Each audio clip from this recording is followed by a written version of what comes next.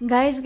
মই আজি একদম ঝটপট বনাব লৈছোঁ ৰোল মানে কোনো ধৰণৰটো ৰেচিপি ভিডিঅ' নহয় মই একদম ঝটপট মানে দাদা ল'ৰাটো স্কুলৰ পৰা আহি পেলাই কৈছে মুনু পেহী মই ৰোল খাম যা ক'ত মৰা মৰ এতিয়া ঘৰতো গোটেই যোগাৰ নাই তাৰপিছত যিখিনি যোগাৰ আছে সেইখিনি দিয়ে বনাওঁ যিহেতু বৌ আজি ঘৰত আছিল বাহিৰৰ অকণমান ওলাই গৈছিল বৌ কিবা কামত তো সি স্কুলৰ পৰা আহি পেলাই মাকক বিচৰি পাওঁতে সেইকাৰণে মই ভাবছোঁ দে যি কি নহওক সিটো যিহেতু ৰোল খাম বুলি কৈছে তো মই পটাপট ৰোল এটা বনাই দিওঁ মানে যেনেকৈ আৰু যে ময়দাৰে ৰোল বনাব লাগিব এইটো কোনো ধৰণৰ কথা নহয় ঘৰ ৰাতিৰে আটা মাৰি থোৱা দিছিল ফ্ৰিজত সেইখিনি ওলাই পেলাই মই ৰুটিখন কিবা কষ্ট মষ্টকৈ বেলছোঁ তাও গৈছে ফাটি যায় মানে ৰুটিত আটাটো টান হৈ গৈছে সেইকাৰণে অলপ ফাটি গৈছে তথাপিও আৰু মই